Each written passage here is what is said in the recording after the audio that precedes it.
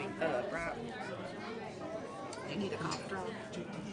I'm going to waste some of them out here, because I might need them. Thank you. Hey, Liz. All right, guys, it's time for us to get started. I would like to call the meeting to order. I'm supposed to hit something.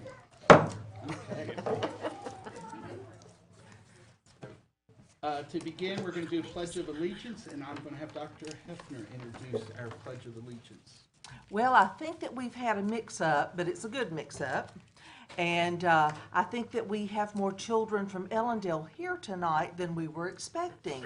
So I'm going to introduce the ones that I knew were coming, and then I will invite some others to come up and lead us in the pledge. And I think that we'll have enough room for everybody to be able to stand up here to do that. But the ones that I knew were coming, please come forward. Kennedy Hall. First grader, parents are Emily and Daniel Hall, and Mrs. Mitchell is the teacher. Thank you, my dear. You will not be alone. You look Stay right afraid, there. but I promise you will not be alone. Very good. The second student that I knew was coming was Brigham Boyles, first grade. Parents are Peyton and Wes Boyles, and again, Ms. Mitchell is the teacher, so please come forward. Oh, Brigham's already there. Wow, good. See, you weren't alone very long. The third student is Catherine Goodnight, a second grader. Parents are Ida and Dr. Jonathan Goodnight, and Catherine is in Mrs. Steele's class. And then we have Grayson and Reagan Calhoun, twins, in fourth grade, and the parents are Megan and Ricky Calhoun. Now, I think that we have some other Ellendale students here to help lead the pledge, and I would invite you to come forward at this time. Anybody else here to say the pledge? Aniston Herman. I recognize Aniston. And then, who is your friend, Aniston? Cadence. Hi, Cadence. Thank you for being here. Do we have any other students from Ellendale? Okay. Then students, I'm going to ask everyone to stand, and I'm going to turn it over to you.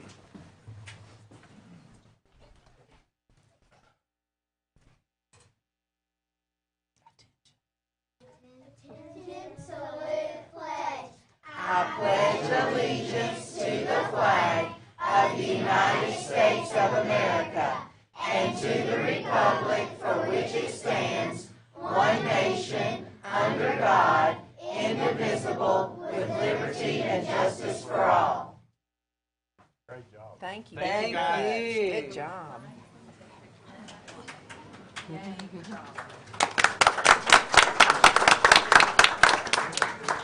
Students, I'm not just saying this, that may have been the best student-led pledge we've ever had, so maybe we should have mix-ups like this more often. 1, 2, 3. Thank Good you. job. Another round of Thank you. applause.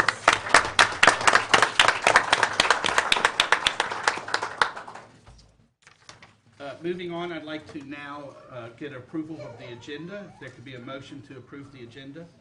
Move to approve. Second. I'm going to let Bridget be the second. Sorry, Scott. No problem. Any discussion? All in favor, please say aye. Aye. Aye. Any opposed? All right, moving on to honors and recognitions. Dr. Hefner, I believe, has a nice long list of an exciting one.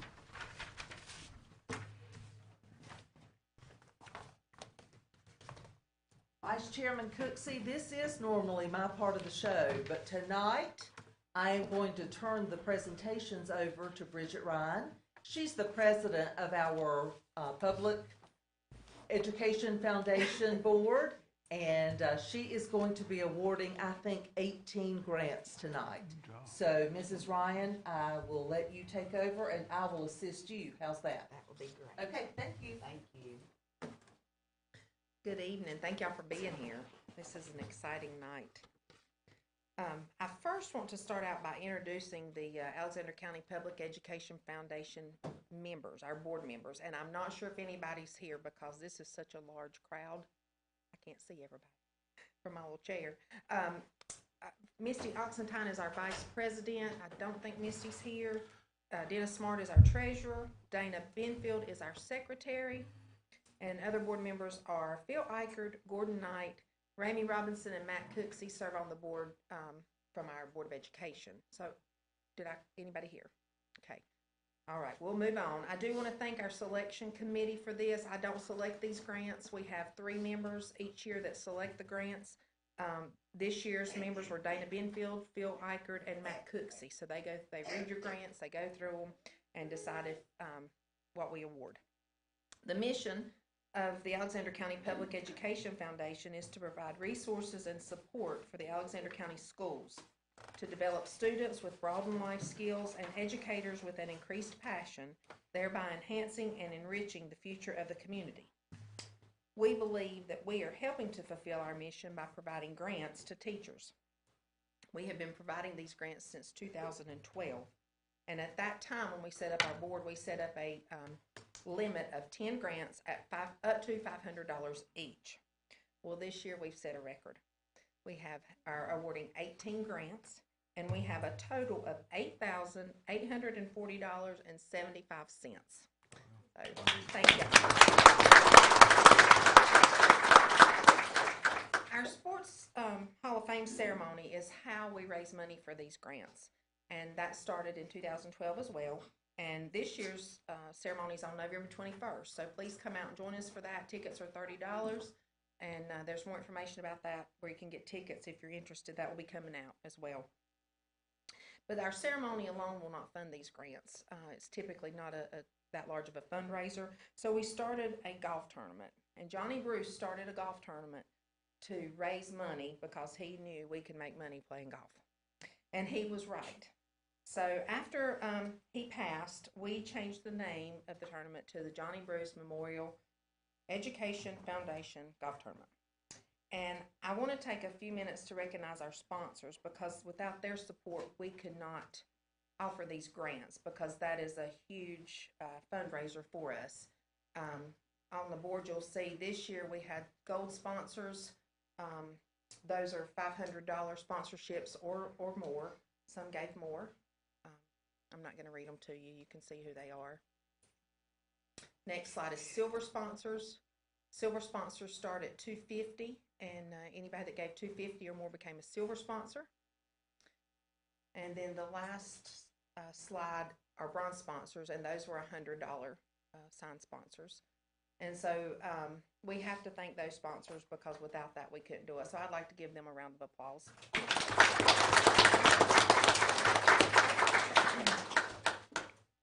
Before I call out our recipients, I would like you to know that more information about their submissions will be highlighted on the Alexander County Schools webpage, in the Taylorsville Times, and on WACB. I didn't think you want me to read all these to you tonight, so I'm not going to do that, but they will be highlighted in those areas. So we'll get started now. When I call your name, if you'll come to the front, and you're going to receive a certificate and your check. The most important part is paper clipped in that certificate, so don't lose the check. We'll start out with Josh Bowles from Alexander Central High School. The title of his application was Flooring System, or his grant, and he's receiving $500.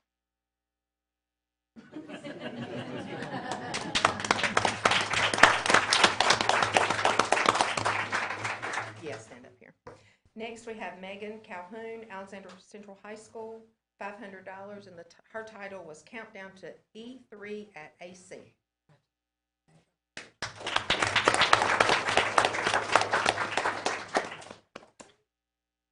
Joseph Cornwell, Alexander Central High School. He's receiving $494.78 for slump mold with clay slabs, and I think he had a track conflict, I believe. That makes sense. Okay.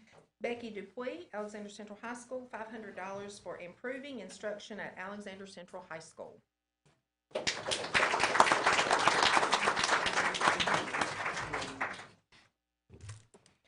Amanda Marshall, Alexander Central High School, $500 for life skill supplies to promote independent living for special education.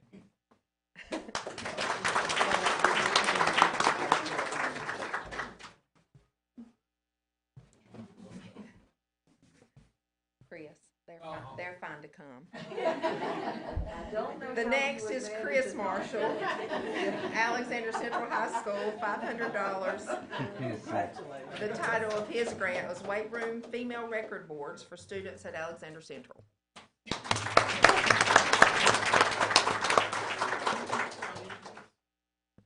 Kat Sino, Alexander Central High School, $500. The title is STEAM Skateboard Deck Designs.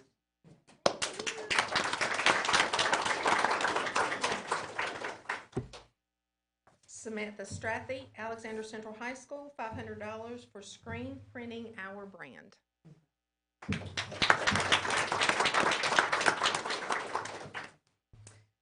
Danielle Ortiz with Bethlehem Elementary School is receiving $500 for frog dissection materials for 5th grade students at Bethlehem Elementary, and I believe Charles Draper is accepting for her.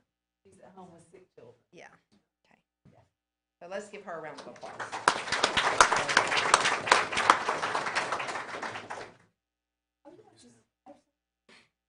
Melissa Cantor, Hidnight Elementary School, $500 for engagement of multiple senses through AR, VR with Merge.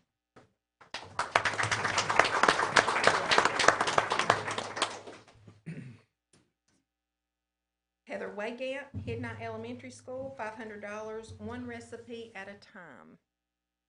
You're, okay. She's actually receiving the 2022 EC Educator Excellence Award at this exact moment. Okay, thank you. Well, thank you, Ms. Agle, for being here. We recognize her next meeting for that. Okay. Give her a round of Yeah. applause.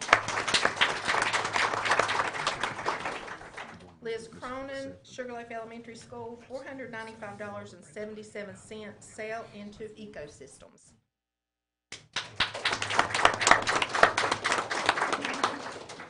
Jennifer Jackson and Tara Geiger, Taylorsville Elementary School, $500, Blue Author Visit, Pandemic Studies.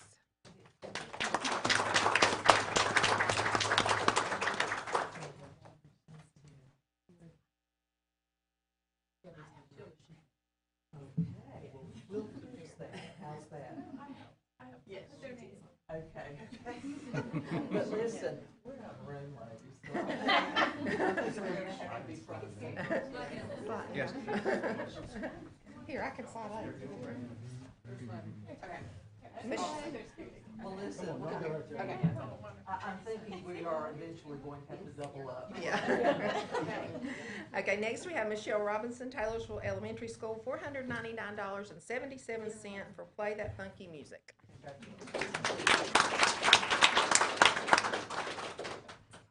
Amelia Ellswick and Suzanne Goebel with the Virtual Academy, $350.43, dissection for 5th through 8th grade ABA.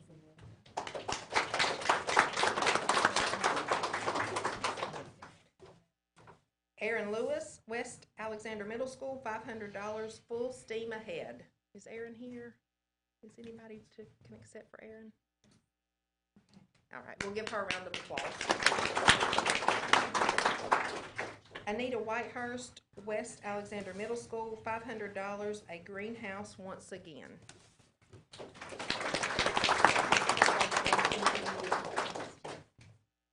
And Jessica Esposito, here from the central office, $500, Bebot Laloo Robot Ruby.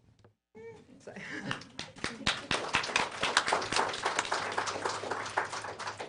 and that's all. And I want to congratulate you all and thank you for writing those grants. Ms. Ryan, I'd like to get a picture for Anita. Can we group by high school and then middle school and then elementary school? However you would like to group would be great. Yep. Well, that's what she told me to do. So I'm gonna do We will follow directions. Yeah. Okay. high school first. Mr. Lale, will you come up and hold Joe Cornwell's, please? Thank you. Thank you.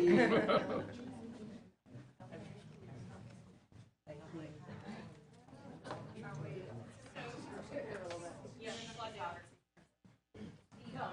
The A is the center of the picture. So we need to slide down a little bit. Just slide down more. Slide down more.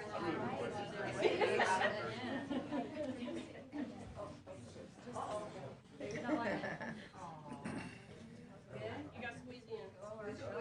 Keep squeezing. Keep squeezing.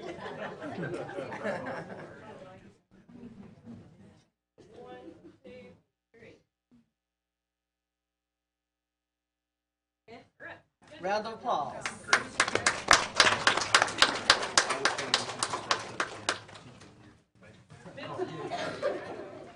Middle school.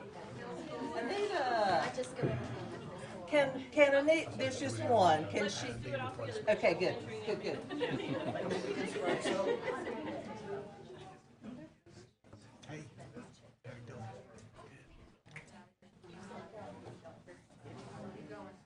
Liz, you're gonna be on the other side of the table. I was trying not to be in. Now squish. Everybody squish it. You're right. A little more squishing. Yeah, you're not. A little more squishing. There you go.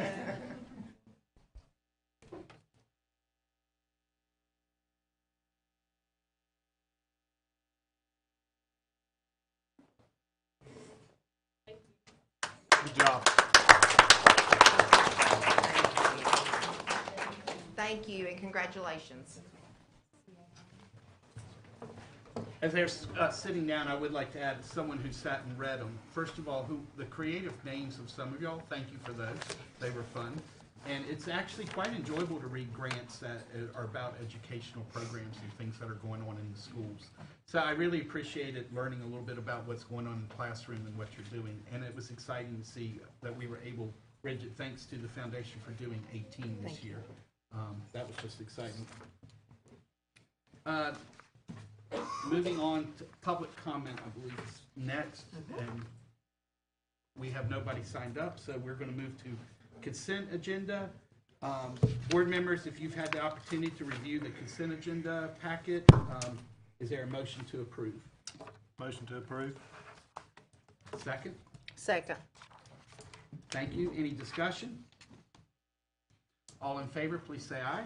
Aye. Any opposed? All right. Moving on to reports. We are going to first hear from Shannon Dennison with the auditor's report.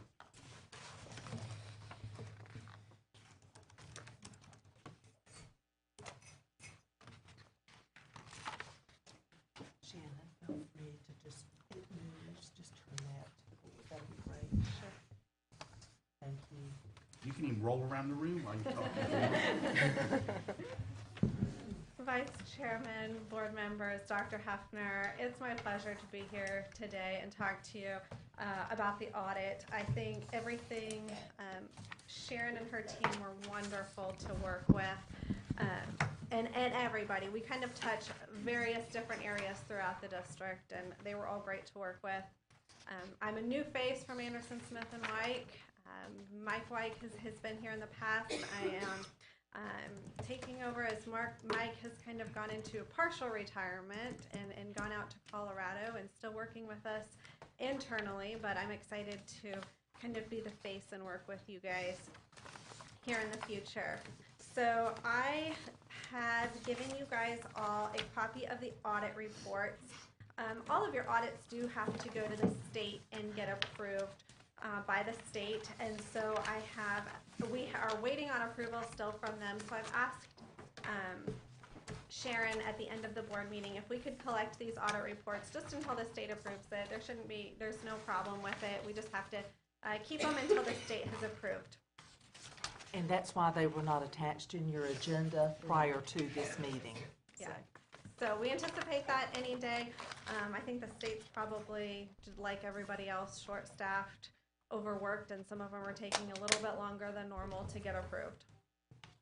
But I would say that's what we're seeing across the board and no indication of any reason.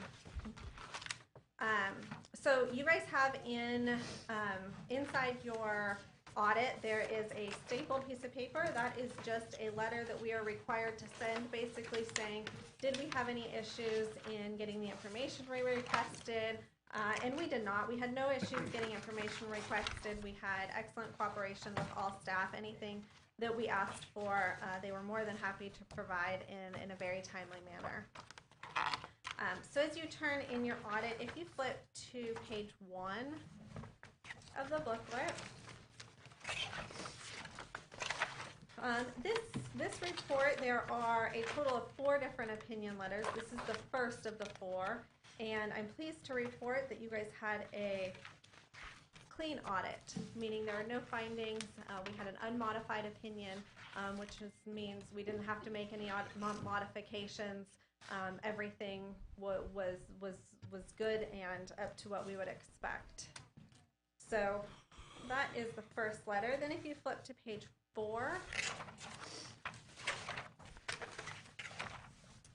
this is going to be just kind of a highlight, a kind of commentary of a lot of the charts and graphs as to, and I'm not going to read through it, but this is kind of a English language version of a bunch of audit terms that Sharon helps us put together as a management discussion and analysis. Then if you flip to page 14, we'll get to the real information that's important is what is fund balance, what money did we spend. Your fund balance is $2.1 million in your general fund, and on page 15, you can see that last year it was $2.59 million, so you guys spent about $475,000 of your fund balance last year. But you still have about $2.1 million remaining of fund balance in your local funds. Starting at page 17,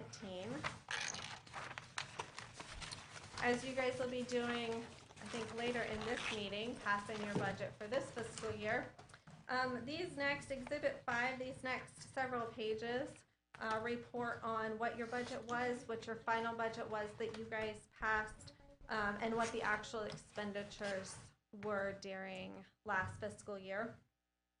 We're pleased to report that everything spent was within the budget that you guys passed. There were no expenditures above and beyond the budget that you passed, which is excellent news. It's always great to make sure that the finance department's doing their job and only spending the money that you guys have appropriated and allowed them, the district, to spend. And that being said, last year, the last couple of years, the district has gotten extra money related to COVID, and you guys have been able to budget some extra money.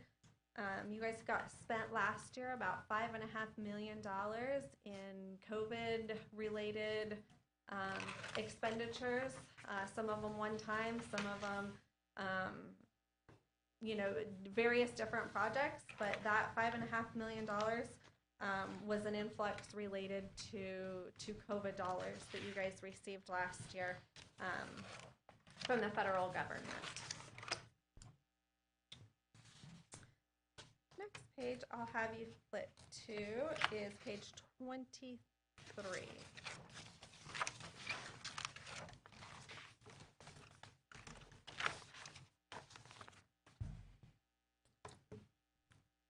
So the best way to look at the child nutrition program and the health of your child nutrition program is going to be looking at the cash at the beginning of the year compared to the cash at the end of the year. There's a lot of stuff in your child nutrition with how we have to report that fund balance isn't the best number to look at to be able to see the health, that cash is really the best number to look at and see how the program did. So last year you had $412,000 in cash in your child nutrition program, and this year you had $965,000 at the end of the year. So you had an increase of over $500,000, which is a great increase for the child nutrition program. As you know, the students had free meals last year, and that has started to go away. The reimbursements aren't as quite as high, but you had a good, healthy year to be able to add to your child nutrition program to be able to last into the future. The other program on here is the community schools, your after-school program, your child care program. And with that program, you guys received some grant funds, and your cash is relatively the same. However, you guys also received some federal funds throughout your child care program as well in this past year.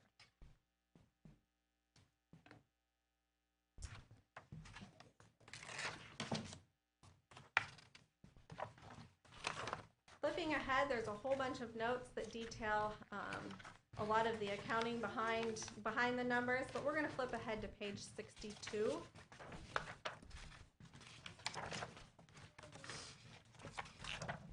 And as I mentioned, we have several different opinion reports. And this is another opinion report. This opinion report basically says that your internal controls, which are, if there were to be fraud, if there were to be problems, that we have looked at the controls within the district and believe that the finance department has controls in place to identify any challenges or problems. The next report on page 64 discusses the federal programs and whether you're in compliance with the federal grants that you guys receive. As you know, as we talked about, you received quite a bit of federal money this past year, and the rules were very strict on the federal money, and they kind of shifted and changed throughout the period of time that you received it. But we're pleased to report that there are no violations with how the federal money is able to be spent. And the last report on page 67 is the same for state programs. There were no violations with how state funds were spent throughout the year. Do you have any questions about the audit, what might be in the audit, or anything that we may have run through?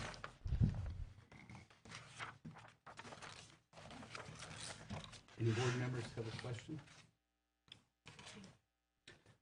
Can you go back to, and I apologize to the room, I understand that you're hearing and not seeing, and so I'd like to go back to page 4. Okay. And I can't fix that problem, and I'm sorry, but it'd be nice if you could see what we're seeing. Could you highlight, in your findings, page 4 was where, if your overall picture that you were presenting, correct? That's right. Good summary. The pages 4 through the first few, yeah. Yes. Mm-hmm. And you had some financial highlights, and I saw it real quickly, and so could you go back and talk about the financial highlights, specifically a little bit to share about what's happening to us budget-wise because of declining enrollment? Sure. So declining enrollment, the state funds you guys based upon your enrollment, and there's various different enrollment numbers taken, and based upon your declining enrollment, the state funding is going to decrease because they fund based upon the dollars. However, that doesn't necessarily mean always this equivalent decrease in cost. So what you guys face is trying to figure out how to balance all of that, and Sharon, in with the decrease in funding from the state, because the state is who funds the majority of your budget. So as that enrollment declines, you still have to have potentially the same number of classrooms and the same number of staff sometimes is still needed up to a certain point. And the number, what I caught my eye as she was talking was, I'm looking at numbers. Mm-hmm. And like I said, y'all aren't getting to see it in the room, but they highlighted when they did their audit that there has been a decrease of 1,380 students over the last 15 years. In 2022, we received, and they have numbers, but you see, this is one, you've heard us talk about it, but as the enrollment declines, the money coming to us is declining, and it is a real number. It's the first time I'd seen the 15-year number, and so it was just kind of stark. And the other number that jumped out at me on page 4 when you did it was the decrease in the fund balance, which I had this conversation with someone. Basically, and correct me when I'm wrong, it will not offend me, but we use the word fund balance frequently, but basically it's our savings account. And we say fund balance and everybody kind of looks at us, but our savings account declined by, was it 400, sorry, see if I don't put the readers Yep. on, this is so hard for me, by 400 some thousand. So that means we're spending in our savings account to make the budget work. Correct, yes. And you have this, you know, in 2024, some of these, this federal money that you've received will go away, which makes it even more challenging, and the retirement rate increases, which makes it even more challenging. So I think we use a lot of this verbiage, and a lot of times people get a little bit lost within it. We got money during COVID to help out, and when that goes, a lot of those positions, the funding's gone. And so we could pay for it, but it's going to come from fund balance, our savings account. We don't have the ability to raise money, so if we're using our savings account to balance through the year, think of your own budgets at home. If you're sitting there and you pay all your bills in the course of a year, but you dipped into your savings account, you start getting nervous. Because that means next year, if you don't earn more money, you know, you start going downhill, and eventually you can't pay bills, and you hit that zero mark of not having savings left. And so how do you pay bills? Sorry, this is back to my job world with the families, because I talk to them all the time, because they live right on that precipice. You know, they're often close to going over. So it's a little bit concerning for me, even though we had a clean economic report and the accounting work was done fantastic and we were in great shape. Those are two findings that I jumped out at me to make me sort of be a little bit concerned. And you had highlighted them, so I just wanted to share them with them too. I think it's important to note, on that third bullet that you mentioned there about the fund balance, the latter part about the decrease was due to the part of the minimum salary. Yes. You know, that's an important thing to note right there. That wasn't our part, but you know, it was something we had to handle. Yeah. And you know, passed down to us. So, you know, I just make sure you was clear on that part about the fund balance, because that was due in part to a minimum salary to $13 an hour. And my understanding on that one was the state requested us to go to a minimum of 13, and are they still moving that figure? It wasn't a request, it was a mandate. Yeah. But it was an unfunded mandate. Correct. So, Fund balance. so we had to, I'm not complaining, all the employees who got that increase, I'm glad you got it, and all that other stuff, that's not the issue. I'm just saying, when you're doing the budget, we had to get that money from somewhere. So it came from fund balance, and so it's made up to that point. Yes, you were required, as you mentioned, to go up to the 13 last year, 15 this year. And, you know, they'll fund a portion of the state stuff, but, you know, you have locally funded employees, you have federally funded employees, and you don't get extra dollars for that. And the same with the rise in the retirement rate as that continues to go up, that, you know, you may have the same number of people, but the cost of having the same number of folks does go up, and it makes it challenging. Anyone else with questions? Sorry. I'd like to comment, thank you for that audit report. I'd like to just commend Sharon and the finance department for a job well done, and for you coming and sharing that with us. It's just, it just shows the work that they put in to it. So thank you for the presentation, and thank our finance department for a job well done. They do a great job, a great team. Thank you. Thank you. Thank you. And you need to collect these at this point, yes? Sharon can hold on to them at the end of the meeting. Okay, thank you.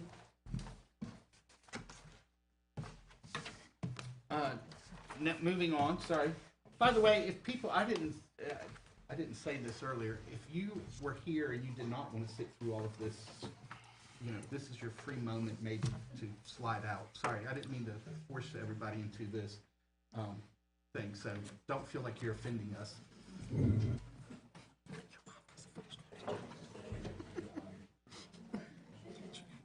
All right. Sorry, I just didn't want people to feel obligated to sit through things. Next, we'd like to have Mr. Evans to come and tell us about what's going on at Ellendale Elementary School.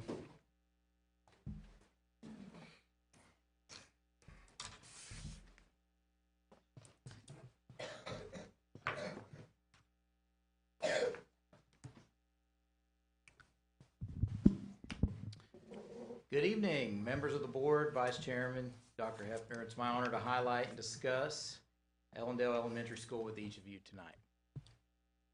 Currently, there are 218 students enrolled at EES. Nearly 50% of our student body is eligible for free and reduced lunch, and 22% of our students receive EC services. We currently have 11 classroom teachers serving our students, 2.5 specials teachers. The half position is the music teacher that we share with Wittenberg Elementary School. 3.5 EC teachers. This includes 2 AU teachers and the speech therapist. 17.5 classified staff members. This number includes 2 part-time interventionists and 1 part-time art teacher assistant. And there are 2.5 positions that make up our foods and nutrition department. Our mission at Ellendale Elementary School is to learn, lead, and serve, and our vision is to build a community of respectful and responsible leaders. A glance at last year's EOG data will show that EES did not meet growth in 4th and 5th grade math, while meeting growth in 3rd, 4th, and 5th grade reading. In comparison to Alexander County Schools, both EES and ACS did not meet growth in 4th and 5th grade math, while Ellendale did meet growth in 3rd and 4th grade reading, and both Ellendale and Alexander County Schools met growth in 5th grade reading. Our data indicates that our biggest needs currently are in 1st grade math, numbers and operations, and in reading, letter sounds, decoding, and blending. In 2nd grade math, counting to 100, and basic concepts of part-part whole relationships. And in reading, identifying rhymes and blending and segmenting sounds. In 3rd grade math, measurement data and geometry, and in reading, phonics and phonological awareness. In 4th grade math, ordering, adding, and subtracting through 3 digits, and in reading, key ideas and details from informational text. And finally, the biggest needs in 5th grade math are numbers and operations, strategies, and in reading, vocabulary, prefixes, suffixes, synonyms, and antonyms. The 2 specific school improvement goals that address our school needs are, number 1, EES will offer a variety of opportunities that extend learning for high-performing students and introduce students to future career options. Number 2, all students will receive quality, consistent instruction with intensive intervention strategies for students who are at risk or not meeting grade level benchmarks. Indicators A 3.09 and A 4.01 support both school improvement goals directly. A 3.09 states that all teachers differentiate assignments to provide the right balance of challenge and attainability for each student, and A 4.01 states the school implements a tiered instructional system that allows teachers to deliver evidence-based instruction aligned with the individual needs of students across all tiers. So one way that we will monitor the implementation of these goals is through our PLC process and accompanying documentation, of which I've provided some examples there in the presentation. In addition to this, we will also implement monthly data analysis meetings with each grade level. We will discuss iReady, M-Class, and EVOS data at these monthly meetings. EES will participate in check-ins for grades 3 through 5, and the Ellendale leadership team will complete classroom walkthroughs on a weekly basis to ensure that student progression toward meeting school, classroom, and individual student goals are being met. The overall school goal at Ellendale for the 22-23 school year addresses our greatest need, which is math. The Ellendale school goal is that 80% of EES student body will demonstrate growth in mathematics this school year. In addition to having a school goal, each grade level has a goal for math and reading. Each teacher will have classroom goals, and each student maintains a student portfolio with individual goals, student reflection, and assessment data. Another focus for the 22-23 school year is to aim for success by seeking input, building a team, and creating a positive school culture. I have included several examples of ways that I have promoted this goal for the next 3 slides, and I will only highlight a few examples this evening. Some of the items featured in these slides range from team building activities, providing support and appreciation for staff members, collaborative efforts between EES leadership, the staff, and other stakeholders, shaping the school culture by encouraging and implementing a process to foster positive interactions amongst the staff and various collaborative positive interactions with staff, students, and members of the community. And finally, this evening, I would like to recognize our community partners, which are displayed on the screen. Once again, I would like to thank the Board of Education and Dr. Hefner for the opportunity to highlight Ellendale Elementary School. And this concludes my presentation. At this time, I'll take any questions that you may have. Does anyone have any questions for him?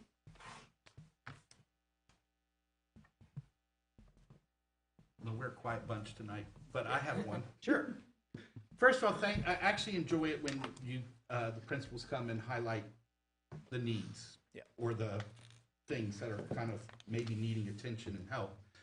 And I enjoyed hearing that and seeing it, but I have just a very generic sort of question. How can the community, if they're concerned over mathematics being needed or this or that, how can someone get involved and help if they're not? I understood that your teacher strategies and your intentionality of trying to get the students involved and everything, but if I'm concerned, where do I fit into that puzzle? Can I be a help, I guess is the question. Yes, definitely. There's multiple ways that the community could help, or parents. So one way in particular is we have student-led conferences, and during those opportunities with parents, we invite them into the classrooms, and our students actually lead them through that student portfolio that I mentioned in the presentation. And inside that portfolio, the students have set personal goals, and they're reflecting after every assessment that they have in class about whether or not they met their goal, or if they didn't meet their goal, what worked well, what didn't work well. And what we've seen lately as far as the trend data shows that math has been really where the struggle at Ellendale has been when you're talking about growth, not proficiency.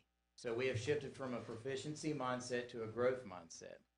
And so just being able to have parents and community, if needed, into the building and explain this to them, and then once they leave the campus and they go home and they work with their children, having those goals in mind and focusing on those goals would be a huge help.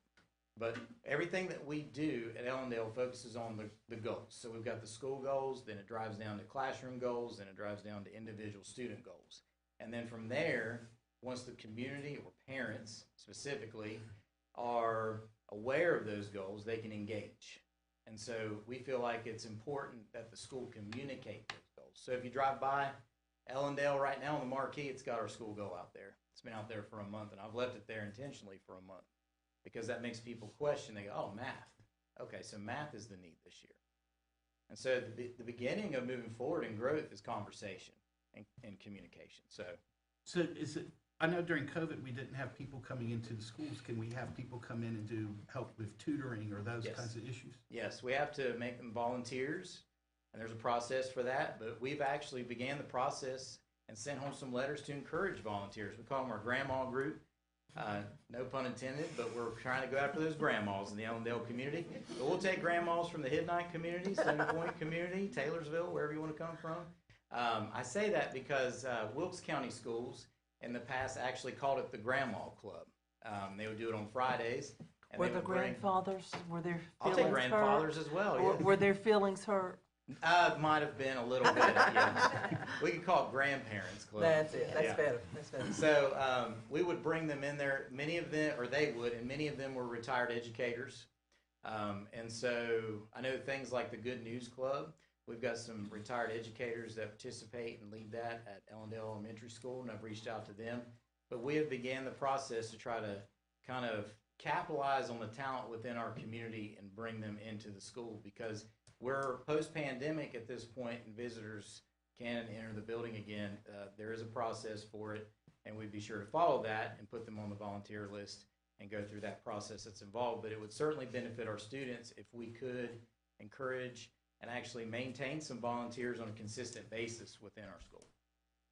Something that you failed to mention, that your Title I parent nights. Yes. I know that you all are doing a lot of instructional strategies and working with parents so they know how to help at home. Would you talk about that for just a minute? Sure. So we were really early in the process as far as this school year with our Title I parent night. We had it early in September. And with that, the structure behind that is we talk about what Title I is and the funding that's involved with that, and kind of the accountability piece on our part. And then we did, just as I've said tonight, we stated our goals. We kind of laid the groundwork for those student-led conferences by talking about those portfolios and student goals. And then we talked about some different things as far as how parents can help at home, specifically meeting student goals, which tend to focus on math since our overall school goal is math. So those Title I parent nights are great opportunities to bring the community in. We had our PTE involved that night. They were helping to serve Pizza Hut pizza. Anytime you serve food, it gets more people out. So we were really trying hard to draw people to the school that maybe typically wouldn't show up at school for something like that. And then once we had them as a captive audience, we really drove home our goals and our goal setting process. I appreciate the invitation we got the other day on your Veterans Parade next week. Yes, sir. Glad to see y'all continuing that. I think that was a huge success when that started, and that's another way to involve the community and to recognize folks that are worthy of it and teach the kids beyond the classroom walls. Yes, sir. And I look forward to our school visit. I look forward to when we get to get in that building. My kids attended that school, and it's been several years since I've been able to go in there, really. So look forward to it. Yes, sir. Thank you. And I don't know if Mr. Lale, Mr. Lale's still here. I want to give Alexander Central High School a shout out. We thought it would be a cool idea to have the full Alexander Central High School marching band in the parade. We've shifted in the last few years. COVID kind of caused it, but we felt like it actually was a better deal to do a parade style recognition of our veterans instead of having them in the gymnasium. So sticking with that, I was like, we need to get ACHS out here to be part of this. And Mrs. Burgess, kindergarten teacher at Ellendale, set that up with Mr. Lale and his folks, and we're very appreciative of it, and they're super excited. And that will be next Thursday, 1 week from today. Anyone else? Well, thank you for sharing, and we look forward to seeing you over at the school. Great job. Thank you. Thank you. I'd now like to recognize Chris Campbell. He's going to come and speak with us about School Shield Program grant. So we had the opportunity to apply for the NRA School Shield grant. We applied for 6 grants. We applied for fencing at ACHS, Sugarloaf, Stony Point, Hidnight, and Taylorsville. And then we applied for some upgrades to the fuel system at Transportation. I wanted to read it. I can't read it from across the room. It says the NRA School Shield program is committed to addressing the many facets of school security, including best practices in security infrastructure, technology, personnel training, and policy. Through this multidimensional effort, NRA School Shield seeks to engage communities and empower leaders to help make our schools more secure. We received a $30,000 grant to put security perimeter fencing around Stony Point Elementary School, and some things I communicated with Mr. Palmer about where we could use that and what we could need it, because you know it's surrounded by 2 roads, and that was the grant that we received from the NRA School Shield. All right, that's exciting news. So, and this is a yearly opportunity that we can apply for again next year, so I'm excited about that. Well, thank you for doing that. It's very much appreciated, and hopefully, eventually we get to a day where we don't need it, but I'm glad you're doing it right now. I commend you for writing the grant, because you will never receive a grant that you don't write. Thank you. Now we're moving on to committee reports. Is there any board members with a committee report that they'd like to share? We had a foundation meeting today and finalizing plans for the Sports Hall of Fame, which I've already mentioned. So those tickets are available. You can call the auditorium, and they will hold them for you at the door. You can buy them here at the Board of Education, and you can buy them online through the where the tickets for sporting events are purchased. That link will be publicized on our school's Facebook page in the weeks to come. So we hope to see you there. Anyone else? I don't have a committee report, but I want to thank the local Solon Water Group. They had, in the weekly update, Dr. Hefner sent us about a month ago, invited us to their field days. And I went to their banquet last spring and was blown away at how much they're putting in our schools. And so when the invitation came, it actually worked out that I was able to attend for about 45 minutes. I reached out to Pam Campbell. And there's a lot of outside resources pouring into our students that's not school system folks. And I think they need to be thanked. I wouldn't even want to begin to start thanking the different groups that was involved with that, but that was a huge thing for our schools that day. And not just the banquet, the poster contest and stuff they done, but that field day with 2 days up at H&H was a big ordeal. And I want to thank her and her staff for that effort they put for our students. Well, I wanted to share, I got to step in for Marty and go visit Head Start Policy Council, which I publicly want to put out there that we still need more parent representation.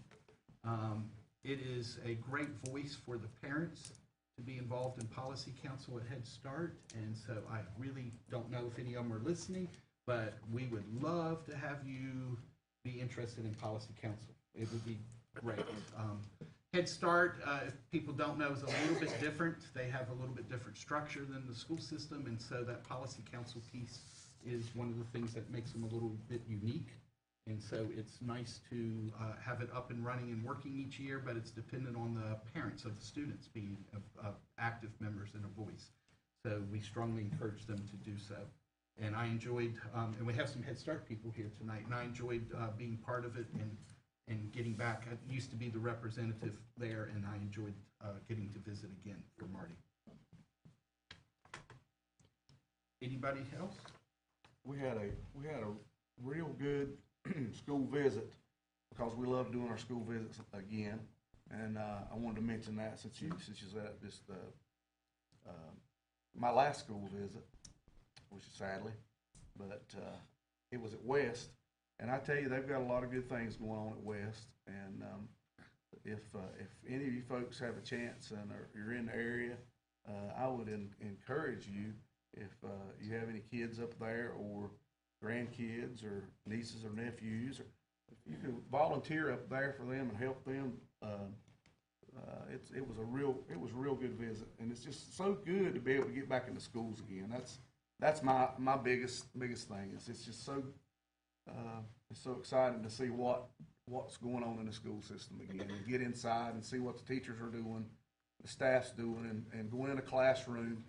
These school visits do us more good than anything, because we can actually see what the teachers are teaching in the classrooms to these kids, and we can see how receptive the kids are. And I mean, it's good stuff. And I just wanted to mention that. Thank you for Wes for allowing us to come up there, and it was a good visit. Had a good lunch. So thank you. Well, Marty, I'd like to point out that might have been your last official school visit, but Mr. Evans has already invited you to join the Grandparents Club. Yeah. So it doesn't have to, I'd fit right into that one. it does not have to be your last visit. Guilty. All right. If that's no one else, then I'm going to move to let Dr. Hefner talk to us and share with us the superintendent's report. Vice Chairman Cooksey, I am very proud to share the first hard copies of our new strategic plan. And as promised, thank you, I have been excited to share these with you. And before I allowed our public information officer to put it on the website or anything else, I wanted all of you to have a copy. And I think the front page captures a precious moment as far as excited students learning in a classroom. They're very engaged, as you can see, and we like that a lot. So, Yeah, it's either that or they've just been told they could get ice cream. I'm not sure. I think they're engaged, Mr. Cooksey. But that is your copy. Just to the public, to the general public, this will be made available on our website. There are 4 priorities in the new strategic plan. It tells our story as far as what the goals and action steps are for the system. And every picture that you see in here, nothing is grabbed from the internet. All of these are our students, our staff members, or parents involved in the system. So it does tell a beautiful story, and I encourage you that once it becomes public on the website, that you take a look. It has a lot of good information. And this is a 3-year plan, so the things that you see in the strategic plan, we will work toward meeting all of those goals in a 3-year period. The second thing, I am happy to report that Chairman Odom and Board Member Bowman, that I didn't expect to be here tonight, they are both on the mend from their recent surgeries. And again, I'm so pleased. You're our best surprise tonight. And I just hope both gentlemen continue to make a full and speedy recovery. November is the month where we have several holidays that we celebrate. Friday, November 11th, will be a holiday for students and staff. I want to take a moment to thank all veterans for their service to our country. I think that's one thing that we very much take for granted. I think that we forget that oftentimes veterans are not with their families on holidays, and they just do a lot as far as ensuring not only our safety, but that we have specific freedoms that many other countries do not have. So I certainly thank the veterans, and I plan to be at Ellendale next week. I enjoy the parade. Followed behind the Veterans Day holiday, we have Thanksgiving break. That will be celebrated on November 23rd, 24th, and 25th. All of our facilities will be closed all 3 days of the Thanksgiving break. Board Member Ryan mentioned this, but the Sports Hall of Fame is quickly approaching. This very special event will take place on Monday, November 21st, beginning at 6 in the cafeteria at our high school. This year we have 4 inductees: Bobby Brown, Gene Chapman, Joel Harbinson, and Michael, better known as Mickey Marie. A special thank you is extended to the Alexander County Public School Education Foundation for the grants that were awarded to our teachers tonight. How very impressive, and we certainly thank you all for that support. So thanks so much. If you watch the news, we also have more wonderful news to share. We did receive a school safety grant that will cover partial funding for resource officers for all of our elementary schools. The grant will cover $308,000 for salaries of those officers and $52,730 for vape detectors and window cling wrap. Sheriff Bowman and I met with the media to share this wonderful news earlier this week. We will go before the commissioners on Monday, November 7th, to request the additional funds to make all of this a reality. But that is something that I was committed to during my tenure as superintendent, and if the commissioners agree to fund the rest of what is needed, it will be a reality to have a full-time officer at each of our school sites. So that is very exciting. The United Way campaign is underway, and if staff members are listening tonight, I want you all to participate. The agencies that receive funding from our United Way include the Alexander County 4-H, Alexander County Partnership for Children, Alexander County DSS, Alexander County YMCA, Alexander County Rescue Squad and EMS, the Bridge Community, and the Mobile Cafe. And anybody who knows anything about Alexander County, every single one of those agencies help our families in Alexander County. Something that a lot of people don't know. We do not have a paid director for United Way. Every board member volunteers their time. So there is not a lot of money going to overhead. Most of the money collected goes right there to the agencies that I just named. Now, we do have to pay some state fees and some national fees to be able to call ourselves a United Way. But it's not like most other programs, and your money stays right here in Alexander County. I think the deadline to make a contribution will be November 10th, and I just want all of our staff to step up and support United Way and support these agencies. And then lastly, I've been made aware of a national rumor that has now affected Alexander County schools, namely our middle and high schools. The rumor involves students dressing up as cats, meowing, hissing, and requesting litter boxes. I'm going on record tonight saying no such request have been made or granted in this school system. I want to say again, if you didn't understand that, we do not have litter boxes in any of the restrooms, and I'm very troubled by those that continue to spread this untruth. Do you have any questions?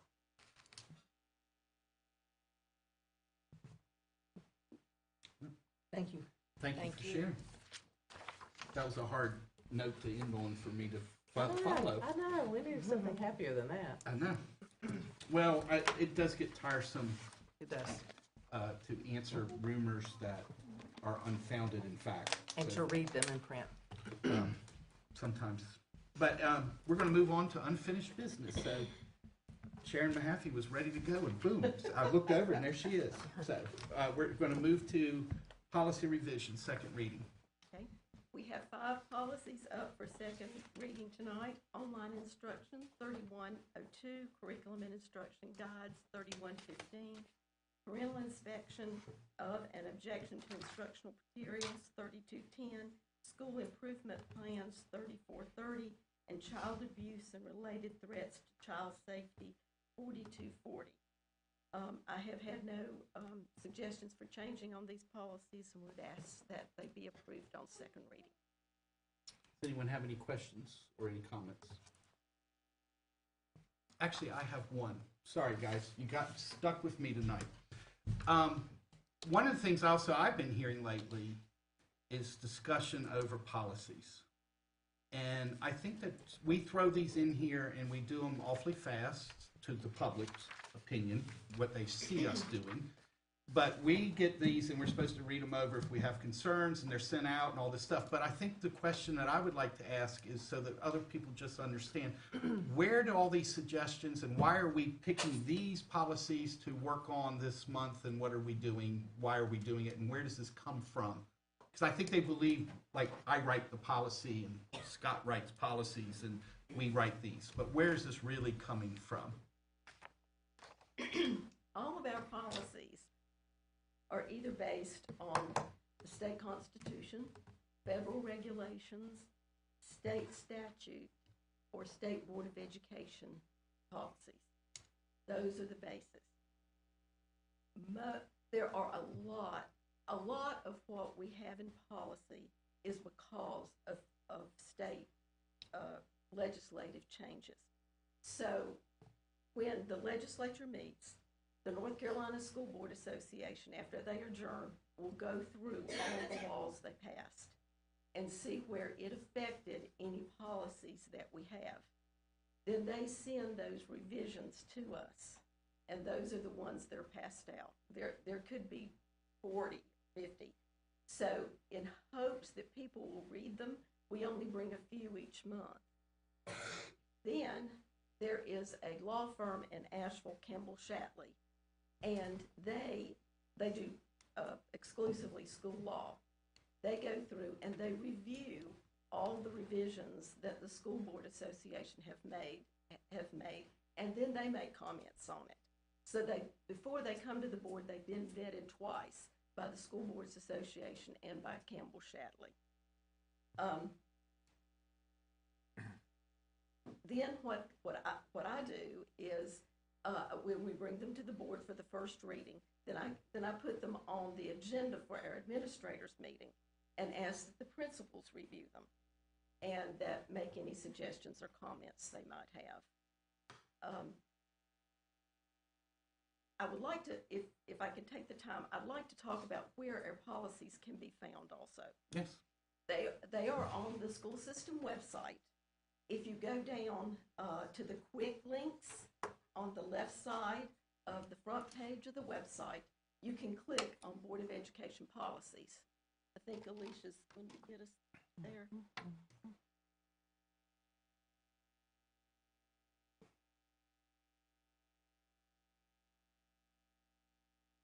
Okay, quick link down the side, all the way down. Okay, yeah, you can do this too. I think that's going to be easier for Alicia, maybe.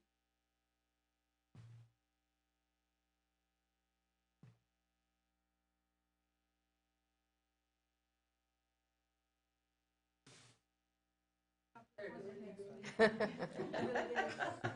all right, it takes a community. Okay, then it will bring up this page. If you know the number of the policy you're looking for, then you can just click in the colored box over there that corresponds to the policy where what you're looking for. If you don't know what policy you're looking for and you have a particular topic you want to search, then there is a search box up at the top, right there. So you can just put it in there. Now, we do post when the board agenda is made public, which is if we have our normal time on Tuesday, is usually on the Friday before. Then you can go into the board agenda, and you can get there by going from the website under Board of Education, and then go to the agenda meetings, and it'll pop up. And then you want the detailed agenda. If you'll scroll down first to unfinished business, then that'll have the policies that are up for approval for the second or third reading. And then under the new business is where the policies are that are coming up, that are new, that we'll be presenting for the next month. If any changes to the policy are in red, okay, Alicia's going to get us there, I think. She got a little different on this one too, but she'll get us there.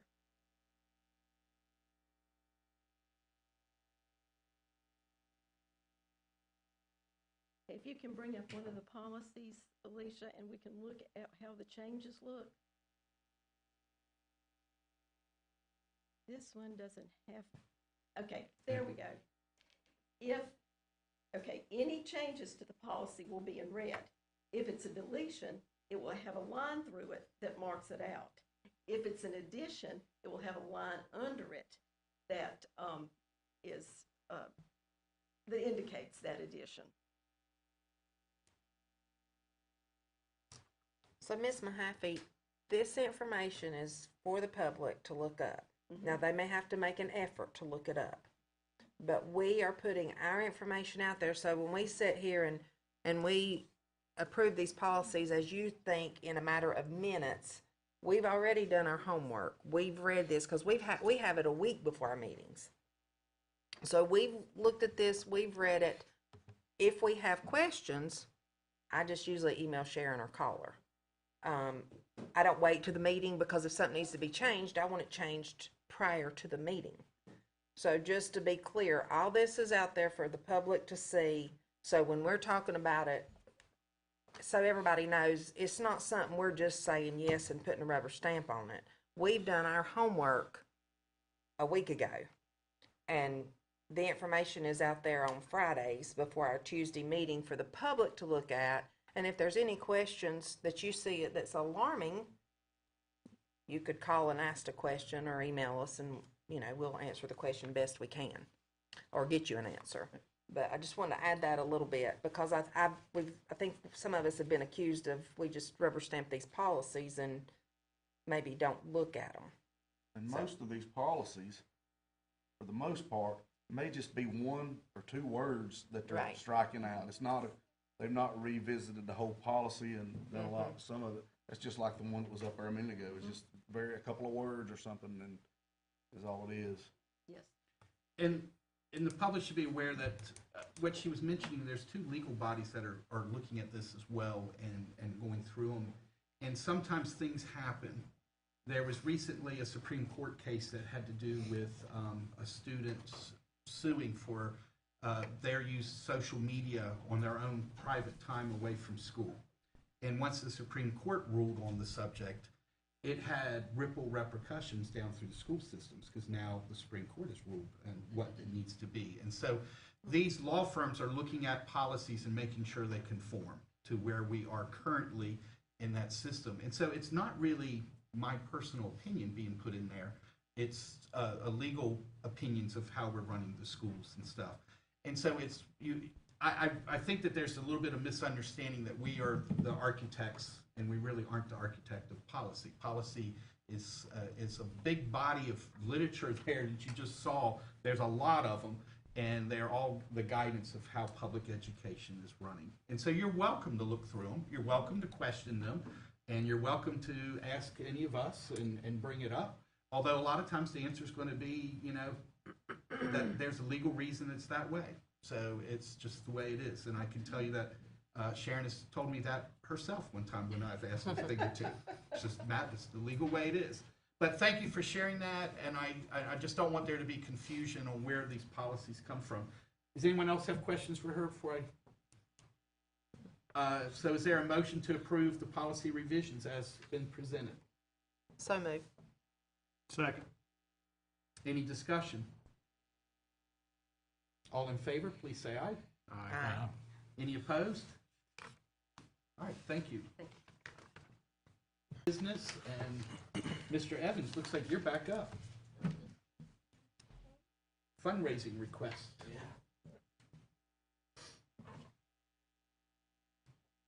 You just thought you were done hearing from me tonight, right? I know. So this should be pretty quick.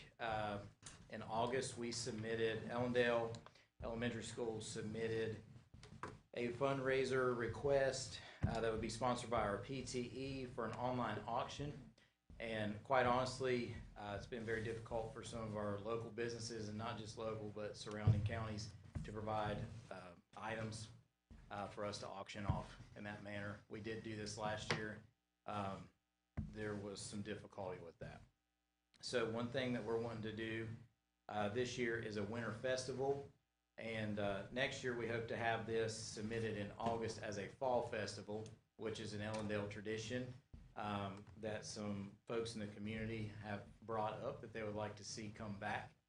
So we would like to get that going again this year, except with planning it, we're going to have to do it in the winter.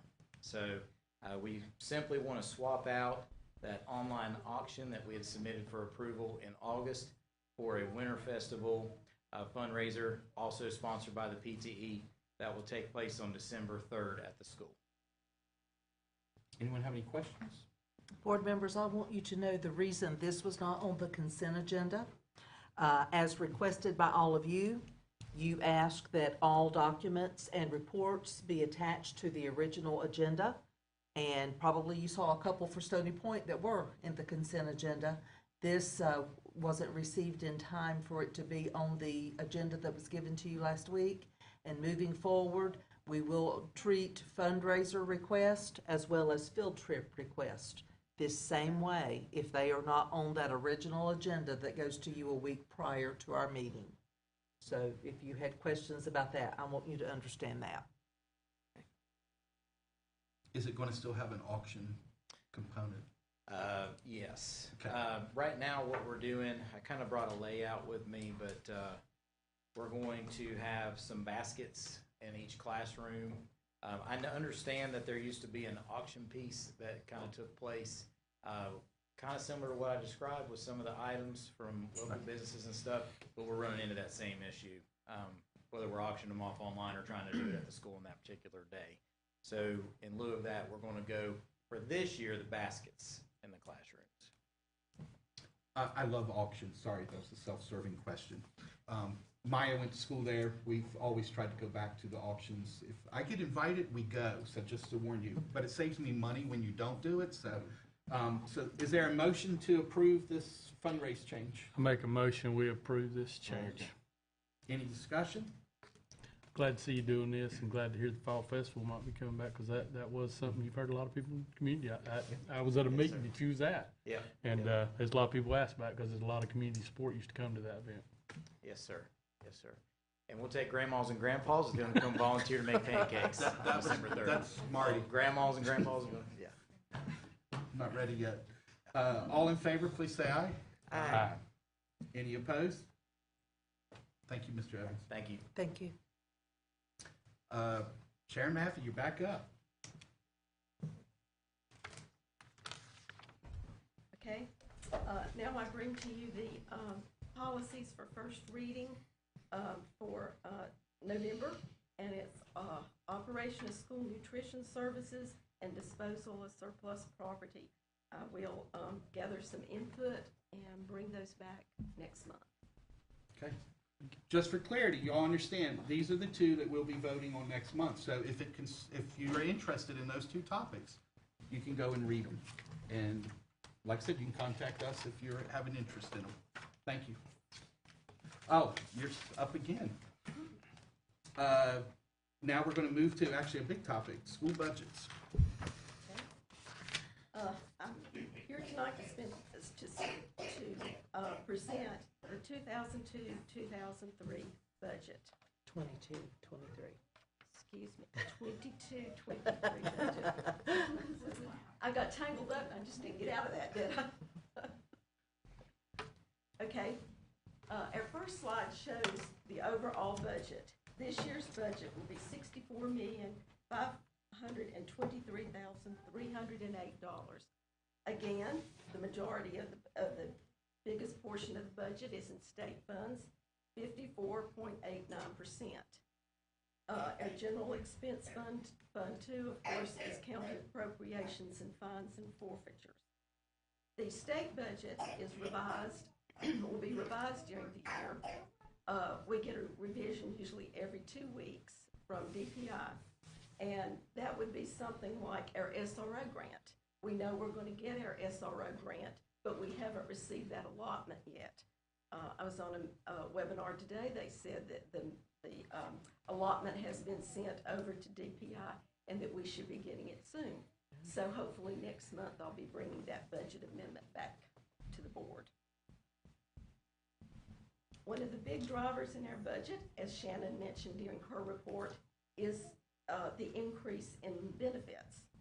This year, retirement increased 1.61% to 24.5%. That means that for every dollar we pay in salary, we have to pay 24.5 cents in retirement. Health insurance increased $378 per employee. So I asked Michaela, who does our benefits today, how many employees we had that received health insurance. That was 623, which means the increase in health insurance alone was $235,494 this year. Salary and benefits compose 83.06% of our budget, and that is pretty consistent as what it has been in years past. And when you take, and I will say this again, I usually say this every year, that when over 80% of our budget is salaries, there's not very much you can decrease other than you can decrease employees. So that is always something we have to work with. The county appropriation this year is $7,317,428. That's an increase of $252,368, and that is exactly what we asked for. We asked for enough money to cover the expenses in Fund 2, the salary increase in Fund 2. Okay, I thought you might be interested in the salary increases for this year. Certified employees received a step increase, plus they increased the salary schedule. A beginning teacher now makes $37,000. A step increase ranged from 2.5 to 7.2%, depending on the years of service the person had. And that is a range in dollars of $1,320 to $3,550, again, depending on the on the number of years service a person has. Psychologists and audiologists will continue to receive $350 a month supplement. That was begun last year. And school counselors will receive $100 a month supplement. Could you define quickly what you mean by step? Okay, the state salary schedule for teachers is like a ladder. And so you start out at step 0 and you go to steps 29. So there's 30 steps. So that's a step increase. So each step corresponds to the years of service a teacher has. There are some gaps there. When you get to, I think it's 20 years, you don't get an increase until you reach like 25 years and then 25 to 30 years. It's not equal month. It's not equal, in other words. Okay, the non-certified salary increase, the state legislature said that last year, that all employees who work in a school system, no matter what program they work for, must make a minimum of $13 per hour. So we saw a big increase in salaries last year.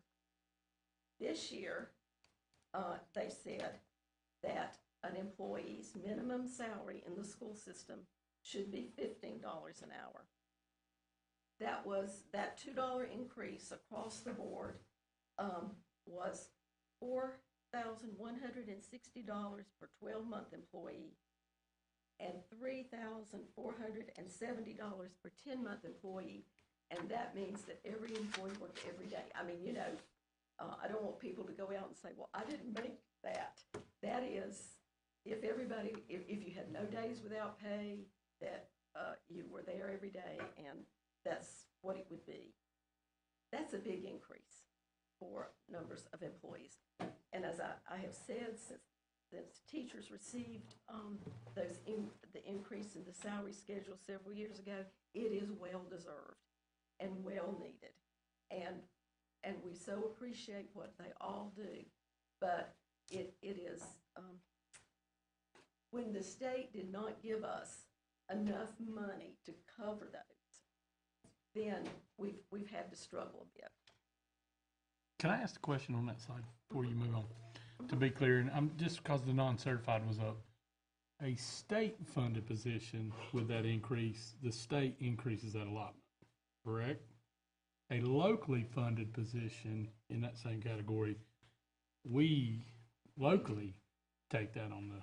We do, and we do federal positions also because we didn't get any extra. To federal and local. Mm-hmm. However, that is another problem with declining enrollment, because we were funded less because their enrollment declined. If we have the same number of people, we're even stretching those dollars further. So I guess what I'm saying, Ramey, is that what the state gave us did not cover all those employees. Do you have easy access to put together numbers like what we look at locally funded, state funded, federally funded, a breakdown of number of positions? Because I'm gonna be honest with you, anytime anything comes up locally, I'd like to know what it is. Is it so many classrooms, so many support positions of this variety? Do you have that break? Is that something you could provide easily? I can. Without a lot, without a. Well, let me just see what I can get. Okay. I can get. I think I can do that for you. Okay. I think that would be something, that might be worth, interesting to look at. So I will.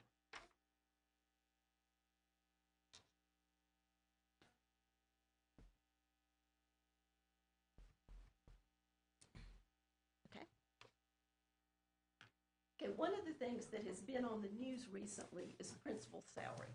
So I thought you might be interested in how principal salaries work. Principals are paid based on two things: the average daily membership of their school and whether their school met or exceeded growth. So there's an ADM level and a base, met, and exceeded growth level.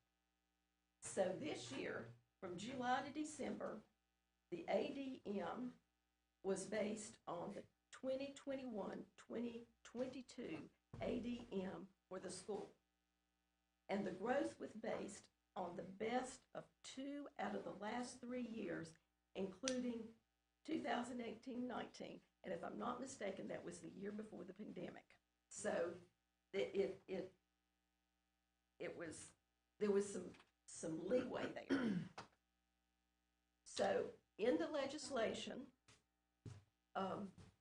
it was written that the growth for January through June would only be based on last year's performance, which of course across the state was down. So each year, a principal gets a salary that is based from July to December, and then their salary changes from June to July 1, from January to June. That would be difficult, I think, and so it's even worse this year because of the way that the growth is being computed.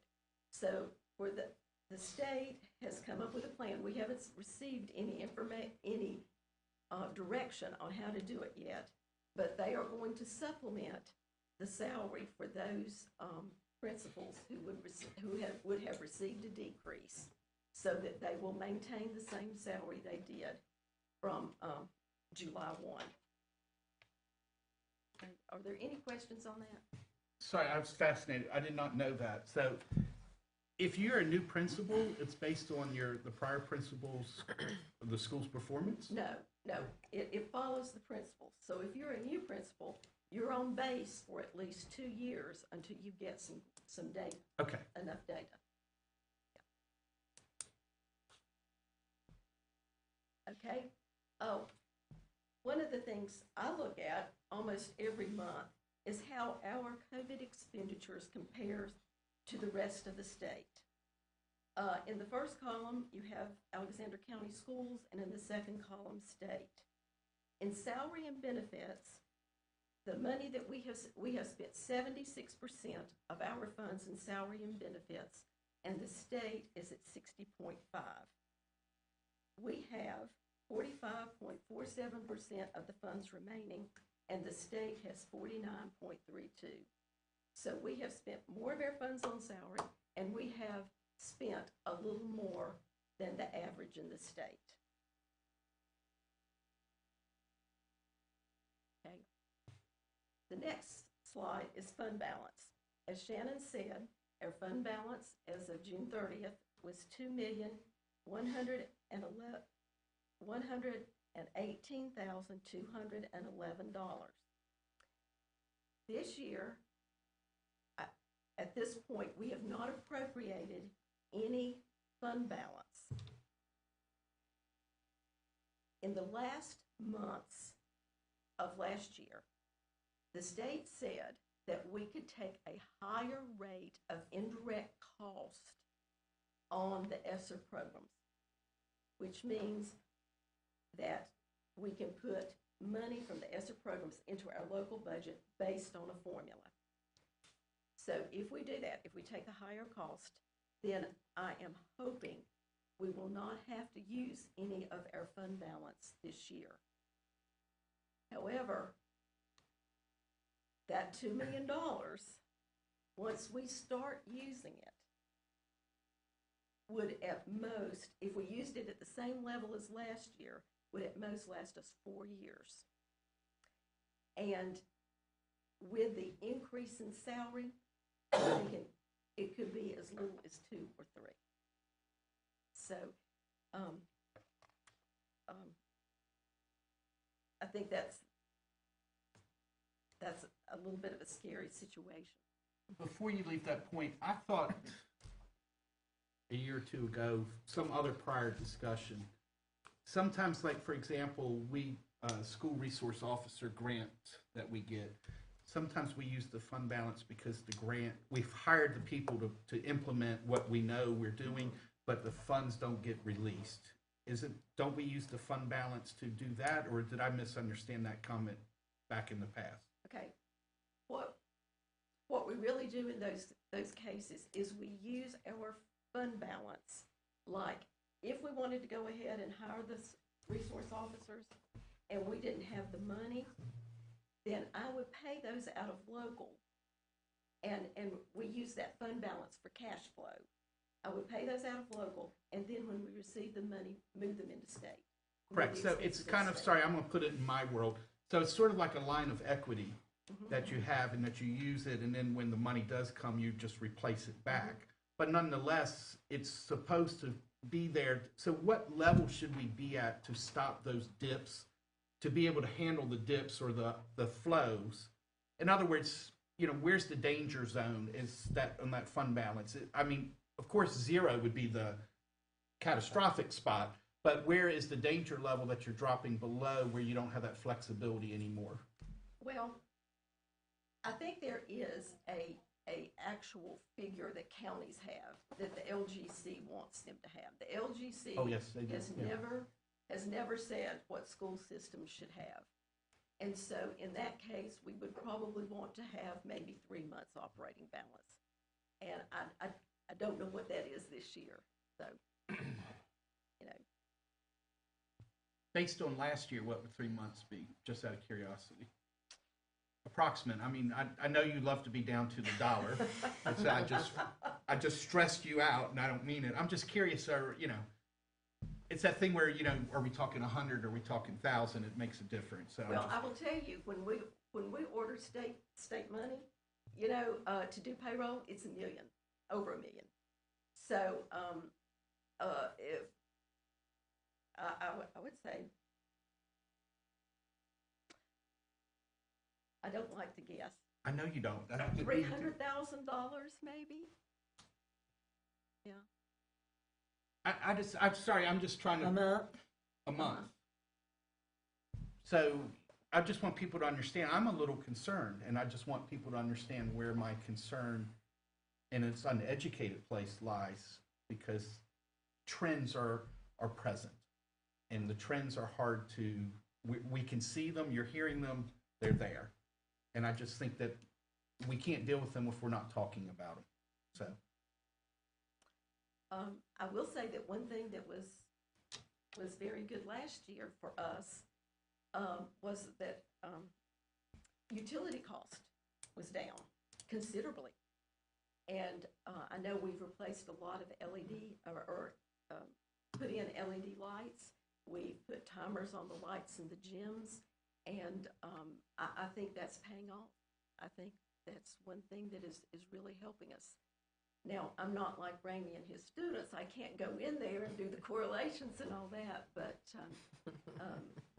we either had a really mild winter or those investments are paying off.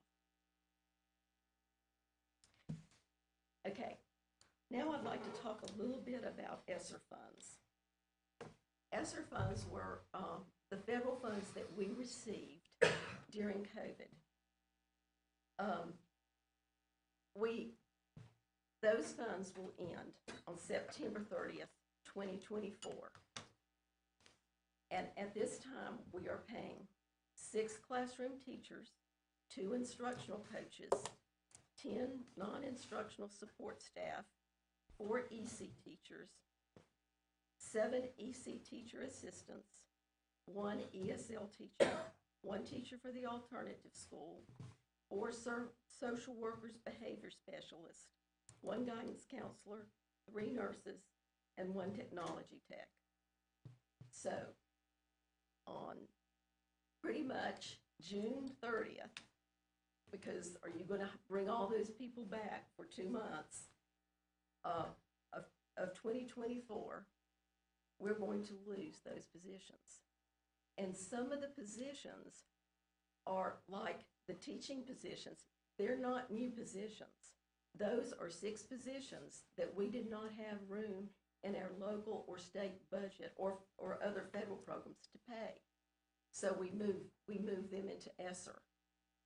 The EC teachers, the same way. The teacher at the alternative school, we simply moved them from our regular budget when there was no longer money to pay them and put them in ESSER. I think that, the nurses have been just wonderful to have a nurse. Those extra nurses for our students and the behavior specialist. I hear a lot of good things about them. So I want to make you aware of that, and that that time is getting closer and closer.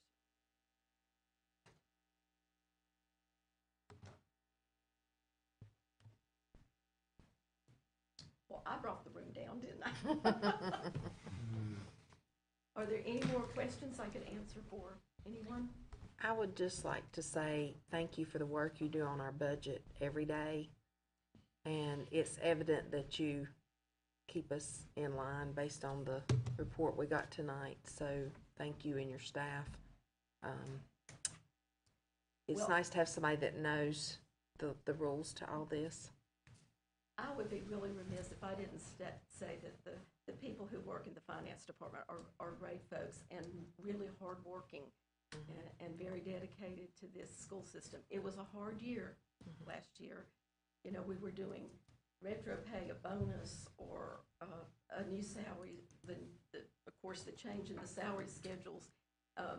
Tara still says that she breaks out in a sweat and she thinks she has PTSD from last February payroll. She said, you know, there was a while there I just didn't think I was going to get it done. So, but I appreciate them so much, and I appreciate y'all saying that. Thank you. Thank you. Good job. Now I would entertain a motion to approve the 2022-2023, boy, that's a mouthful, budget as presented. Move to approve. Second. Any discussion? All in favor, please say aye. Aye. Any opposed? Motion carries. Now I'd like to recognize Dr. Hefner to bring to us the school improvement plan, I believe for East. East, yes. If you all recall, last month you approved all of the other schools' school improvement plans, and we did not have East plan attached to your agenda. The reason for that was because of some of the transition with the principal and just different things going on. You have had an opportunity to review now East school improvement plan, and I would ask for your approval. Move to approve. Is there a second? Second. Any discussion? All in favor, please say aye. Aye. Any opposed? Motion carries.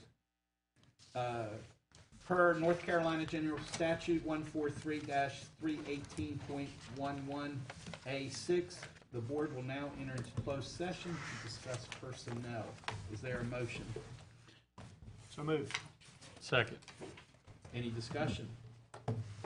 All in favor, please say aye. Aye. Any opposed? The motion carries. We are now entering into closed session.